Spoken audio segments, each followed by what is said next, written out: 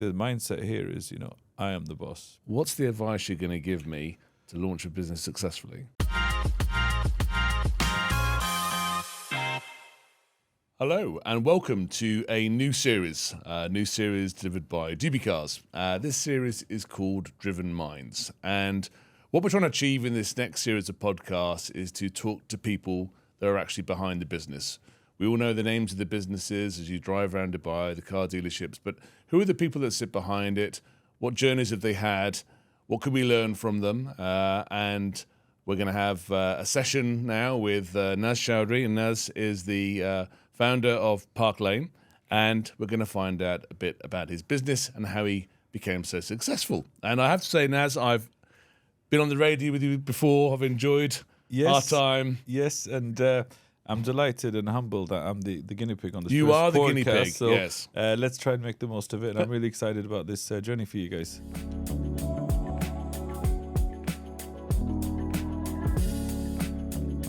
How did Naz get into the automotive industry? Okay, so my parents won't be fans of this because while they were paying for my education at uni, I was busy buying cars off Copart, which is a salvage platform in the UK, and buying them and fixing them and selling them to fund my university. And that's where the bug started. So it was a very young age, actually. I think I flipped my first car when I was 18 and a half, 6 months after I got my license. And it was always in a freelance capacity, as they call it here. And it stayed in that capacity until it came here and became a more established business. So you're just buying one or two cars, selling them, flipping them? And then it got a bit more than one or two. The neighbours will have something to say about that. It got to 4 and 5 and Oh, 6, you're one of those 8. neighbours, were you? I was one of those. And unfortunately, those noisy neighbours, it was the JDM Japanese cars at the time with the big loud exhaust and things like that. But yeah, it was actually fun and passion, really. I mean, it wasn't intended to be a career. I didn't intend to, make a living out of it. It was just something that will help me fund my lifestyle at university. But the passion fueled the business growth, which is great. So would that have been offline then, would it? Or were you buying online? Was the auction online then? So the auction in those days was actually offline. Yeah. And there was a couple of big car supermarkets that have the trade-ins every week. So you used to walk around lots in a very traditional way, write your prices on a piece of paper and put them in an envelope in the back of a hat. Yeah. So it was a very, very traditional way. And I've seen it evolve. I even remember buying cars from classifieds, like typically waiting Tuesday morning for the Auto Trader or Auto Express or whatever it was to come out, and you'd go and you'd circle all the cars and you'd call the landline and wait for someone to answer the landline. And then this was pre-Google Maps, right? So they'd give you a location and you'd open the A to Z and you'd be driving around trying to find it. So, it's evolved a lot in terms of where the world I came from, at least. I was at a conference the week and I was telling the audience that when I started 30 years ago in automotive, and I was Auto Trader, the magazine. Okay. So there were literally people that would be knocking on your door trying to get an early copy. Of course. I never knew that was possible. If that was possible, I would have been knocking as well. We fired anybody who sold a copy, Really? but they were worth a lot of money. Of course. Because that's what we used to do. You wake up in the morning, you drive to the petrol station, you have your coffee, and you start circling ads. Yeah. That's how it got to. I mean, I guess that evolved, towards the later years of uni, where I started taking things a little bit more seriously. So it was no longer a side hustle. I was like, wait, I can actually do something with this. And Where did you go to university? Leeds University. So it was electrical engineering at University of Leeds. So it was just down the road. In fact, my father promised me, so I applied at Manchester, UMIST, London, Birmingham, and my dad knew my weak spot, which was cars. And he said, we're from Leeds. He's like, stay in Leeds Uni and I'll get you a car. And I was like, done. So I sold myself Leeds University to get my car, and that got me the wheels to drive around and start buying other cars. So I guess it was in the blood from a young age. So how did it turn into this little passion or side hustle into your life? So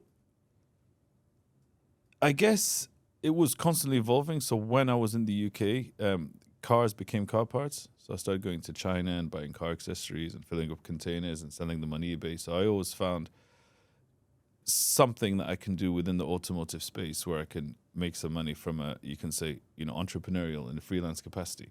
It wasn't until I came to Dubai where I set up my first official business, so you can say a first trade license. And, that came off the back of freelancing so many cars. And I was sick of workshops and garages just overcharging me. And, it was money tied up. So this is stock tied up. If you've got 6 cars, but 4 of them are in a garage, then, a good proportion of your money is stuck in someone else's hands. So I took a bold move in 2006 to set up my own garage. So that's now the leading Volkswagen Audi specialist in Alcuz. It's called Deutsche Technik. I since sold it on because it became too big, too much of a beast. I didn't plan to create such a business, but I just wanted something where I can service my own cars, and that organically grew into its own thing. Right, okay. And then how did you get into Parklane then? So the story evolves after that. So that was the first automotive business, and then after that, I went into the cash side of buying things. So I always aspired and wanted to own a showroom, but I never thought or knew that I can afford one, because in Dubai, let's be honest, there's a lot of liquidity, there's a lot of nice cars, and whatever you think you may have, even if it's in the millions, it's a drop in the ocean versus what everybody else has. So, you can't compete on sheer size and sheer pockets and brute force.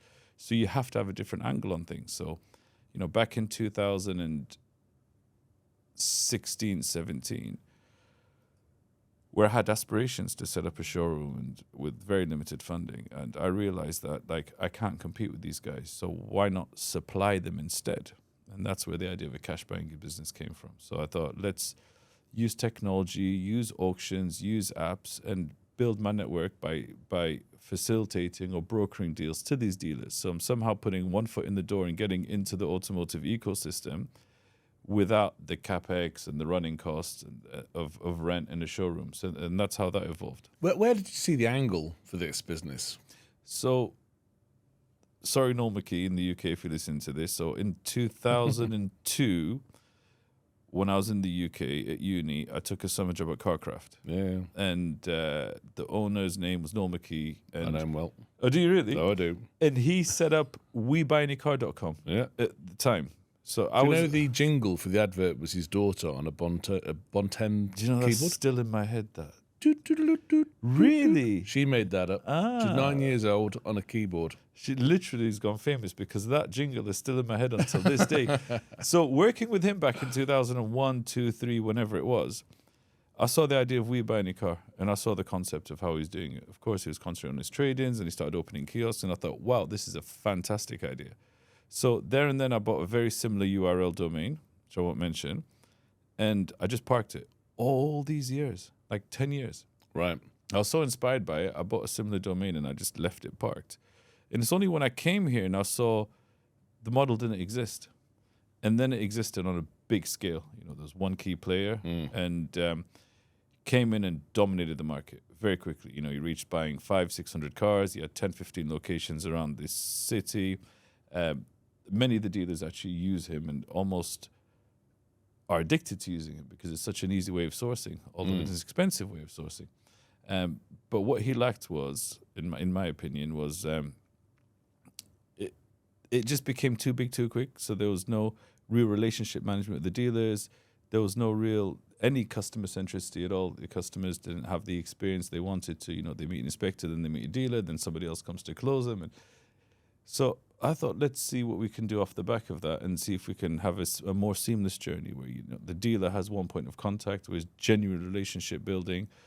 The seller has one point of contact where the person inspecting the car is also closing the car, and just make a more customer-centric selling journey using the URL that I'd parked from Noel McKee's idea 15 years ago. So quite the copycat, but that's the way it worked out. Yeah. So I put that formula from the UK together, my learnings there, with the industry knowledge that I had here, and that's how I set up the cash buying business here. And I know you won't answer this, but how much cash did you need to have to start a buying business like that? So surprisingly, not as much as you think, because the idea is if you've got strong dealer relationships, the idea is you've sold the car before you've even bought it. Okay. So it's just the liquidity. Like we were at situations where a dealer would commit to a car for let's say 100,000 dirhams.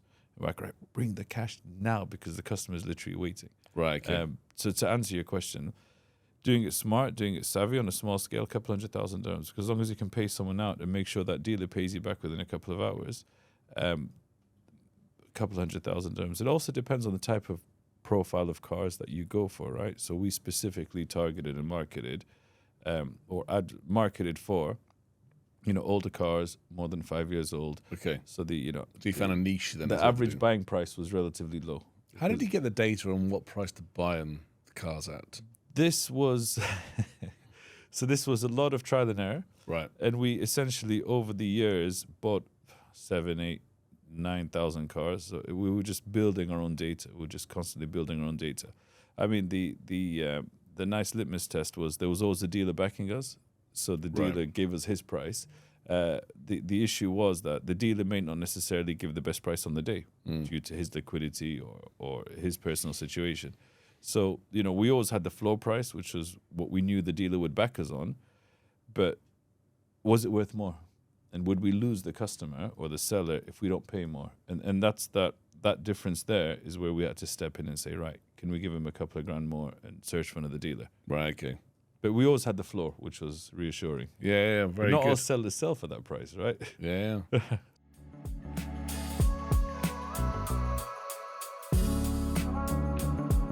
And then was that the next date we took to Parklane, or was there something else in between that and Parklane?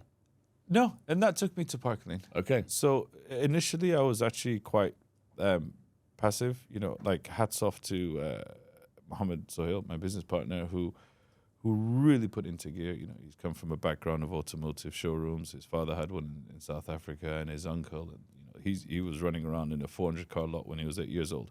So, we sat down and just went for dinner one day, and he's like, I've got an idea. Let's just do what we do best. And I was like, look, I'm just off the back of a few things. My brother wasn't well. And he's like, look, I'll take charge and let me bring my experience that I got from South Africa. And we did just that. We were the first, but again, of course, we couldn't afford the rent, right? So you remember retail, showrooms, how do you compete? So, after a lot of digging, after a lot of knocking, the USP was we were the first, and if I'm not mistaken, only car showroom based out of a 5-star hotel. Right. So we managed to strike a deal with the Meydan Hotel. So we had offices in the Meydan Hotel. We had car park downstairs, so people would come to the lobby, valet the car, we'd take them down, show them the car. We had little golf cars to drive them up and down the lot. Nice. So it was really nice because from my side, like it minimized the operational expenses. And it was also a different experience from the customer than driving around Alawir and being bombarded and things like that. So we just tried to do things, not that I've got anything against Alawir, of course, but I just wanted, again, just focus on customer centricity and making sure the customer's happy. And that's how it started. That's how it evolved. So Hill did a lot of heavy lifting. But again, just like the workshop and the cash buying businesses, it kind of grew too big too quick, and we didn't expect it to grow that big organically. So then I said, okay, let me put a bit of shoulder into this. And, we got ourselves a real 2-story showroom, a real one, glass fronted, not a car park in a hotel anymore. And that's how it evolved. And all this was in 2 years. Okay, so it's only 2 years old. 2.5 years old, yeah. It feels like a more established business than 2 years old. It feels like we've been there for 10 years, but yeah. Right, okay. I mean, I guess that's what it is, right? As an entrepreneur and a businessman, you don't have days off. So, you're constantly working around the clock. You're constantly growing. I guess we're just impatient as entrepreneurs, right? We're just really impatient people. Like, I've got 16 ideas brewing in my head, and I can't wait to get back to the office to execute them, even though half of them aren't realistic, half of them aren't affordable. And but that's just how we are. Just always pushing the boundaries, always pushing the boundaries. I know you've got other ventures now. So talk about the other ventures you've got within your portfolio. So I've been thrown in the deep end with the car showroom. And one thing I quickly realized was liquidity is key. And having the funds to buy the right car at the right time is absolutely essential. And managing your balance sheet and your cash flow is essential to business, because you find that 30, 40, 50% of your money any given time is tied up in deposits, LPOs, promise to pays from the bank. So it's all good and well showing that the money is due, but you don't have it today, you need it today. So off the back of that, I was speaking to a couple of people I know, very respected people, and we've actually come up with a unique product whereby we do dealer financing. So I think this will be the first in the UAE, and it's a really, really exciting part. So we've been trialing it with Parklane for the past 6 months just to iron out all the kinks and see how we can get things across the line. And I think 2025, that's going to be a big part of my life, to introduce dealer financing, so essentially a buy now, pay later solution to dealers and freelancers in Dubai. That's fantastic. I mean, we've obviously have spoken about this previously, and I'm a big fan of finance. I think certainly any country I've worked previously, the marketplace has had finance, and that's, it's changed the business, right? Because the dealers just think about selling cars quickly rather than selling them for huge amounts of profit, because it's all about interest payments and getting that movement in the dealership. It's a very fine line here, because dealers just have this mindset that, right, this is my set liquidity, this is all I've got to play with, and so I can play with. They don't even bother knocking on the bank's doors, and in fact, they're probably wasting their time anyway, because if you're a startup or an SME and you want to set up a bank account, anyone will tell you how difficult it is these days. They just make it really difficult to open bank accounts. Now we've got this new wave of online banks, Neo and stuff. We'll wait to see how they work. Yep. The traditional bankers, the high street banks, very hard to set up a business. Yeah, definitely. Business account. And then even when you do, you're almost frowned upon, looked down upon. Oh, you're the entrepreneur, you're the SME. You're the car dealer. No. Your risk profile's through the roof. Like, they just stereotype us. I don't know why. I don't know if it's just me or everyone else in the industry, but we just get. Do you think that's just here, or do you I think that's just here. Okay, let's not narrow it down. I think it's a regional thing. Let's say it's a regional thing. In the UK, which also has its flaws, by the way. But if you were to have a little unit and a couple of cars there, the bank would love to come and value your cars, give you some kind of financing off that, and it would just be common practice. Whereas here, it's unheard of. Yeah. Like, you want to take out a loan, but it's going to be without collateral. So the concept of asset backing, valuing a car, and financing against a particular car is just non-existent. There's no pricing tools yet. How do they value the cars? The insurance companies struggle as it is. So for a bank to value a car and own the asset, and the RTA, I guess, doesn't help either. They've done a great job in completely streamlining the whole process of buying and selling cars, but you can hold a title deed in the UK, a logbook. You can change ownership quite quickly. You can put a logbook in trust and things like that. Whereas here, there's a Hayaza cost, but then if it's Hayaza, then you can't register it. But if you register it, you have to put a mortgage on it, which takes time, and banks are not interested in doing that on wholesale. They're only interested in doing that on retail, and that only works if the car's insured and registered for the year, which is an extra cost. So I guess in summary, the infrastructure is not there yet because of the perfect storm of, banks not being accommodating, not really caring, SMEs struggling to get, funding outside the typical friends, family, faculty, whatever circle. And the third point, which I mentioned, was the, forgot what it was now.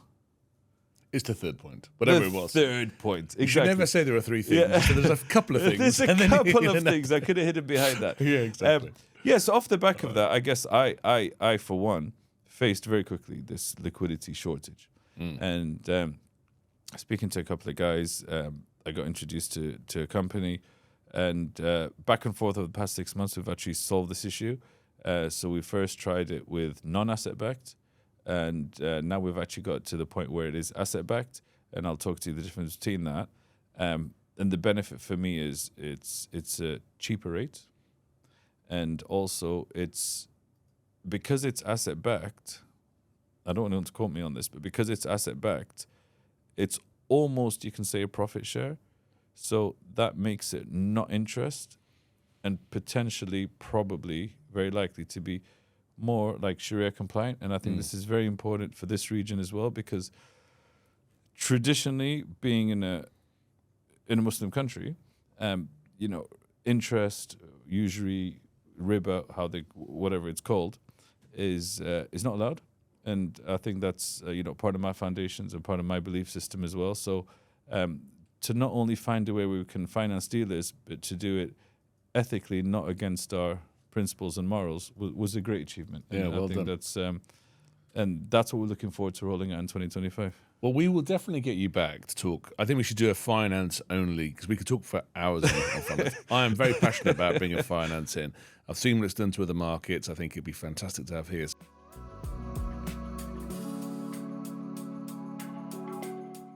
You're obviously a serial entrepreneur. You're a successful entrepreneur. You've gone through multiple different businesses. and you've got a portfolio of businesses now, it can't have all gone well. Of course not. So come on, tell me about the stuff that didn't go quite as well. Oh my God. In automotive. What, automotive. Existing issues or issues along the past, because there's no shortage. Well, I mean, we kind of talked about this before we went on air. You know, I think in an industry where people don't always like to talk about things that didn't go well, people like to talk about things that do go well. Yeah. But you know, sometimes to win you have to fail. In fact, you normally have to fail first. Of course. And it's always good to share those learnings, I think. Yeah. So, you know, you show me yours and I'll show you mine type thing. So where did it not go well for you? I think going back to, you know, I guess I've evolved as a business owner. So going back to the workshop, you know, the biggest takeaway from there and the biggest learning from there were you're only as good as your staff. You're only as good as your employees.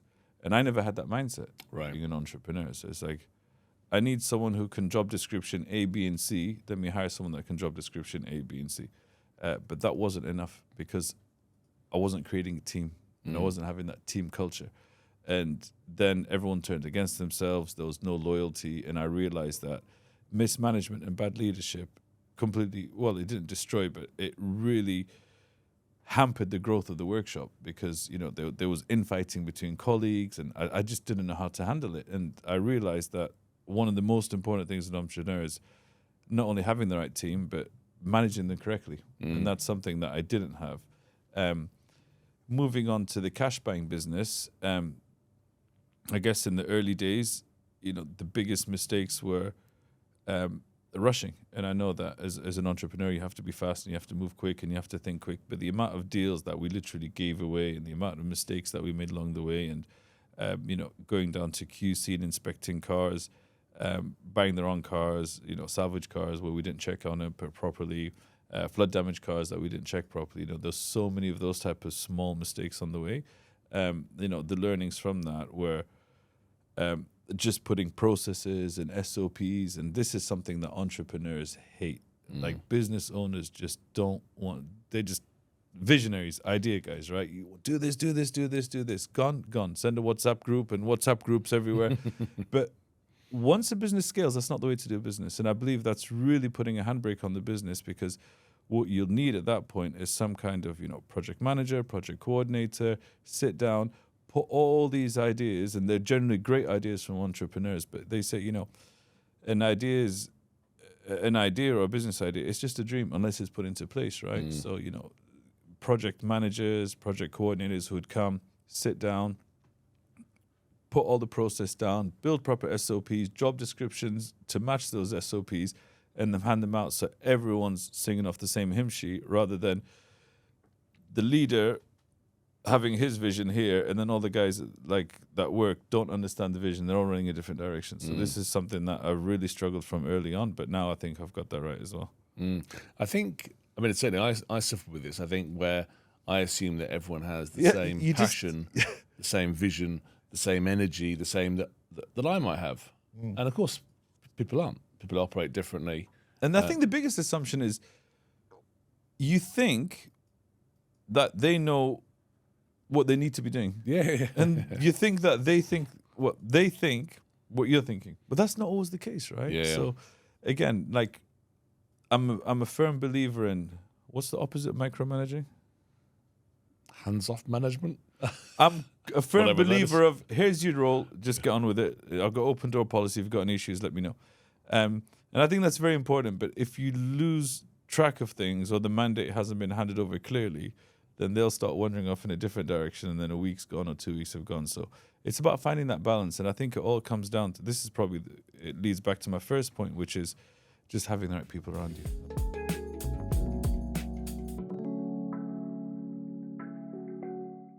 I don't know about you, but I think the interview process is, it's worth doing, but it doesn't really validate somebody, right? You can have nice conversations, you can put them through processes, but they're not till in the business you really know if they're going to fit or not. So how do you know? So for me, I think that's a very important point, hiring directly over 350, 400 people in the past 10 years between the garage, the cash buying and Parklane. And, you know, one thing I've learned is I don't even read CVs anymore.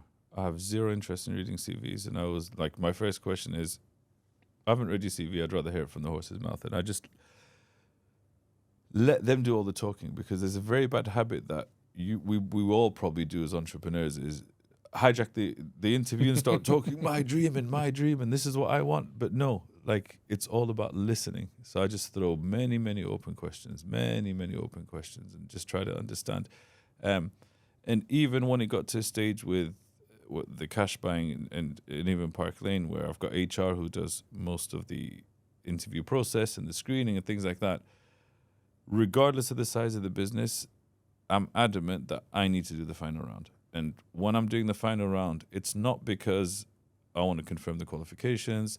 It's not because I want to see if they're fit for purpose, but it's because I want to see if there's a good cultural fit, and if they fit within the company, within the culture, if they have the right vision, the right mindset. So, if they've got to me, then they're qualified for the job. But that's not always enough, right? Yeah. So that's when I come in at this stage now. But yeah, like you said, it's very hard. But like, honestly, I've been blessed because there's some great talent in the UAE. Like, and I've had guys that have followed me from company to company that have been with me for 10 years now. And, hats off to them, because, you're always going to have your churn. You're always going to have that attrition of people coming and going, especially here being a transient country. But, you'll have your key players, and, Pareto's law, like 20% of your guys will do 80% of your heavy lifting. Yeah. And I believe that's the case in hiring as well. Yeah. Well, going back to the CVs, I'm guessing that ChatGPT is going to write most CVs now. So they're all going to look the same anyway, probably. That's the issue, isn't it? But I think that, it's an interesting point about the open questions. I think, I try and get to a stage now with interviews where actually the people write their kind of 3-month plan in the interview process. You're asking the questions about what they would do, and you kind of hold them to that. That's interesting. Yeah. But I think, I want to know, do people really know what they're talking about? People can give you all the buzzwords, right? Of course. But can they actually tell you step by step how they would get that outcome? And that's when I think you really find out if people know what they're talking about. And can they deliver? Yeah. Are they?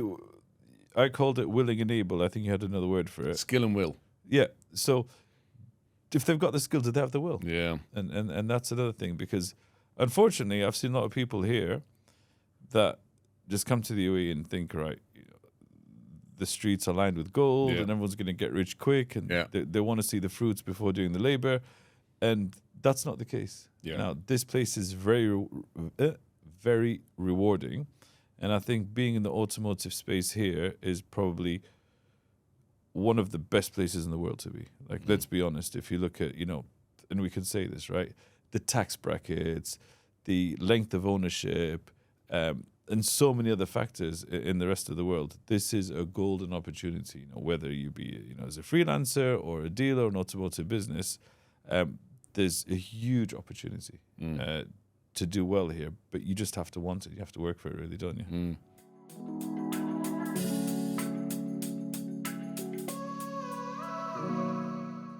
Honestly, exactly what I'm doing. Oh, okay. Yeah, maybe on a different profile car.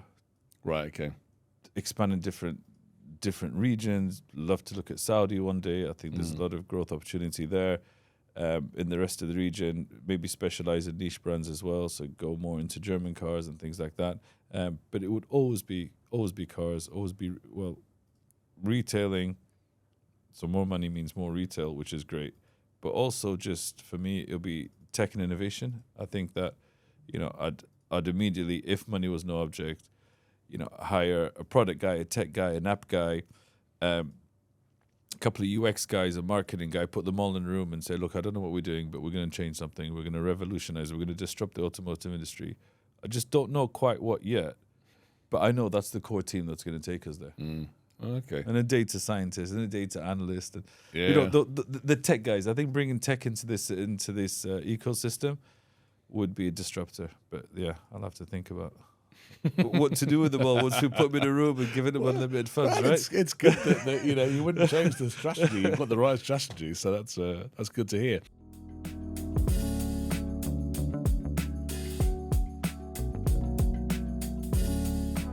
Where do you see the opportunity to sell new cars in this region? So, I never quite understood this, because my business partner, Sohail, was always telling me about his stories in South Africa. We used to get, these trucks that hold 8 cars, 10 cars. It's like they used to come and drop off 8 GTIs, and I'd have customers waiting to buy them as they're getting unloaded off the truck, and I'm like, why? Well, people would just go to the main dealer to buy a car. Like, why the hell would they come to you when they come out from the main dealer? Oh, we have stock, we have availability. But for me, that never made sense. Like, personally, if I want to buy a new car, I'd go to the main dealer. If I want to buy a new phone, I'd actually go to the Apple store rather than Sheriff DG to save 100 dirhams, right? Oh, yeah. So why would people come? I guess I'm defying my own purpose here. Do you want me to answer But this? why would I? So I'm saying I never understood this point. Right. But Sohail was adamant, and he said, no, if you've got stock, if you've got availability, then there's a huge opportunity, because try walking into a main dealer now, or just name a model, just any model off the top of your head. Land Rover, Range Rover Vogue. You won't know the price online. There's no price transparency. Yeah. You don't know what the down payment is. You Yep. won't know what the insurance is. You call them, there's a 04 number. You're going through a landline. Some receptionist will promise some guy to call you back. If it's month end, he hasn't his bonus, he might call you back. When you get there, somebody will probably try to sell you something else because they've got a target on a specific car. If you want that particular car, then, oh, we only have this color. If you want a different color, you have to wait 3 months. So wait a minute. We are solving a problem here. Yeah, definitely. We're solving a problem whereby you have choice, you have transparency, transparent pricing on classified platforms, transparent EMIs, 0% down. So these are all USPs that the main dealer, unfortunately, can't give. Yeah. And then it clicked, and I said, wait a minute, we are onto something here. So we tried with a couple of brands, new car brands, only small margins. But the idea is if you can go for smaller margins and higher volumes, then this thing has legs. And if, 5, 10% extra on your top line through new car sales, it's an extra bit of revenue, right? As an entrepreneur, we're always running after extra revenue lines. But that's really evolved because we got into some really, really interesting partnerships with Kia and Hyundai. So outside Al Majid Group, we're the only official sub-distributor for Kia and Hyundai. And we have the whole model range in stock, and slightly better USPs as well. So we're selling them very well. Also some other brands which we're constantly working on. But the idea, I guess, in my opinion, would be to be a multi-franchise new car showroom where you can compare a Hyundai Tucson and a Kia Sportage and a Ford Territory and a Honda HR-V, which are on the same segment, same price point-ish, 90 to 140 grand for a small SUV, and have them all parked side by side with an independent salesperson who's not incentivized to shove a particular brand down your throat. And I think from a customer journey, that would really help. And I think that's something that Sohail insisted on, and I stumbled upon it. I thought, right, this really has legs. So, yeah, I think the new car journey is also going to be something very big in 2025. Yeah. I totally agree. I think, I'd be interested in your views on why you think it's not done as well as it could be done by the official dealer. But, if you look at, I was presenting last week on this, we've done good in-depth research on consumers and we've put them into segments. There's not one segment that talks about the product necessarily, because the products, everyone makes a good car now. Mm-hmm. And the Chinese are now filling the car full of gadgets, right? So it's not about gadget. It is about service and convenience and transparency. Mm-hmm. Yet OEMs and car dealers don't seem to be going down that route, because that's actually what the consumer's screaming for. Yeah. But yet they're going down a different route. Why is that? Why are they so product focused and sales focused rather than customer focused? And why are you doing it differently? So I'm doing it differently because that was the niche that I found in the workshop, in the cash buying, and I guess I found my niche and I thought I'd run with it as long as I can, and I'm still running with it, and it's still a working formula, right? But I think the mindset here is there has been traditionally a lack of customer service in the region. Whether you want to call up your telephone provider and ask for an upgrade on the package, like, good luck. You want to call your bank to ask about some transaction, good luck, right? Yeah. You want to speak to a utility provider because you've got a query on your electricity or your gas bill, good luck. So I think the consensus is here is, everyone just came to do business so quickly. I think customer service somehow fell through the cracks because business was working. It was working very, very well. So you don't need a complaints department and a customer service department because business is and will always be thriving in Dubai. But to add that extra layer of customer service, I think is really where you're going to build brand, build trust, and build something long term. You know, we've seen a lot of car dealerships with the hit and run strategy. So they've made their money today, but they've lost their reputation tomorrow. And we're the bipolar opposite of that, whereby we'd rather make less now, even refund a customer if we made a mistake on a car, or give whatever we can to bend over backwards. In fact, I managed to stay on full 5-star reviews for as long as painfully possible for the first 2 years. Right. And then somebody hit me with a 1-star review over something that wasn't even my fault. Took me down to 4.9. I had a couple of sleepless nights, but that's the excellency we strive for. But I can live with 4.9. But it's just about maintaining that now, right? Seeing how we can somehow dilute it to 5 again. I don't know how you could do that. If you can, probably need a million 5 stars to cancel off that. I don't know. Good luck with that. 4.9 is still very good though, so that's very good. You mentioned data.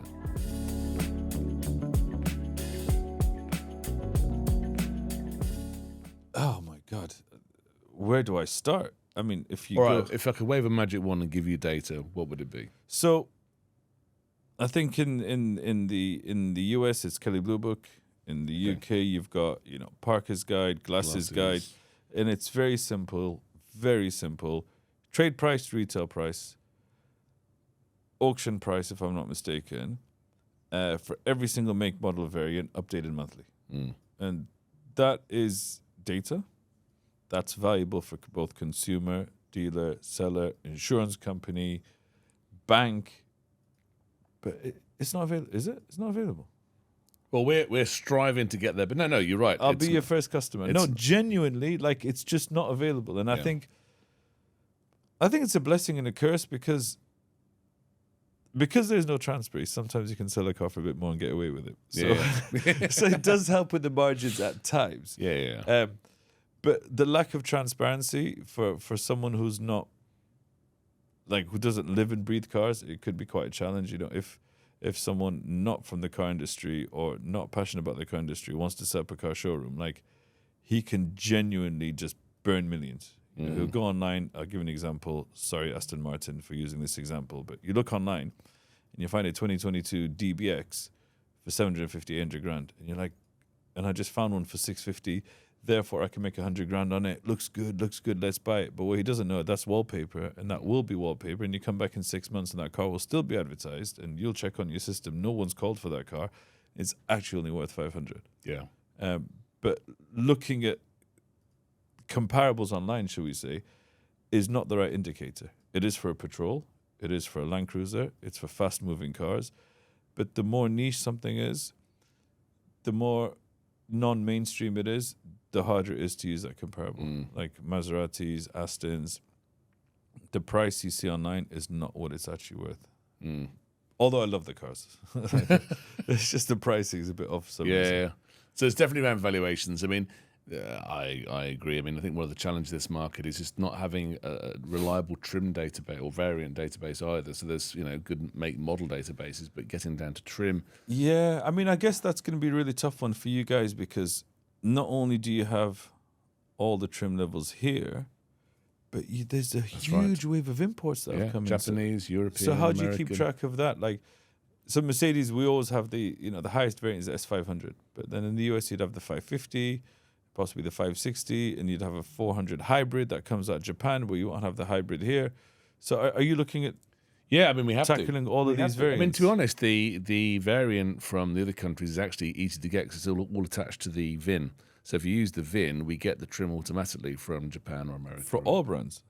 No, well, the other countries have good, reliable VIN databases we have access to that bring back the trim database. Here, there is no VIN database that brings back the trims or the variants. So that's and also customers don't even know their variants. They think it's top model or bottom model, which full option. Full option, yes, full those option. things. So That's a challenge, but we're tackling that. Yeah, we'll bring you back to talk about that. I think that would be a very, very useful, well, extremely useful product for the whole ecosystem. You know, whether it be dealer, consumer, insurance company, bank. You'll certainly remove a lot of headache from my side in terms of all these valuations for asset-backed and the dealer financing, because that's something that's, I'd say, almost the missing piece of the equation now. Yeah. So it's being done manually. So we'd look at the car and say, right, car's worth this. We'd asset back you and finance you for this amount.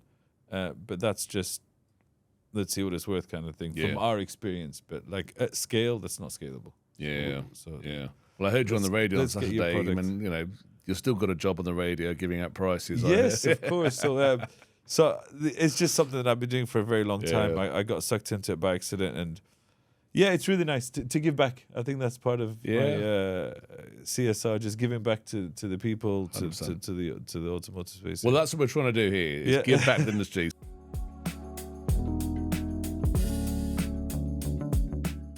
No doubt about it, you're an entrepreneur, a successful entrepreneur doing multiple things. You've learned lessons from making sure you have the right people around you and then you take those people on a journey, and about putting in procedure and policies in place that help you scale. Correct. There's still great opportunities in this marketplace, but it's got to be data-driven and insight-driven. Yeah. There's risks. Correct. So if you to wrap all that together, and now I'm somebody who wants to launch a business in the UAE as a car dealer, what's the advice you're going to give me to launch a business successfully? So there's a few. There's actually quite a list. Go for it. I'm in a comfortable chair. First one is location. Right. So I think to open up a car dealership, right, location is key. So, you know, knowing what kind of cars you're going to sell, knowing what your target audience is, what value of cars you're going to sell, and how much money you've got to play with. Because people assume that, you have to be on Sheikh Zayed Road and you have to spend millions, or you have to be in Al Awir, but there are other alternatives out there, you know, whether it be from Abu Dhabi or here or wherever it is. So, you know, getting the location wrong could be very, very, very costly. Yeah. The second thing would be hire people with experience. I guess I've touched upon that in my previous role, but, you know, for me, I always said to myself, if I'm the smartest person in the room, I'm in the wrong room. And I think the mindset here is, you know, I am the boss. People should listen to me. Whereas, like, don't do that. If, you know, you hire people better than you, you don't want to be the smartest person in the room, and you want to take lead from the boots on the ground who are on the front row, meeting your customers, meeting your suppliers, meeting your purchasers. So humble yourself and learn. I think that would really make or break a business in the first 6 to 12 months. And how about this scalable model for car dealerships? So what should a new dealership think about? How do they make themselves scalable? So there's a few things. I mean, first and foremost, it's visibility.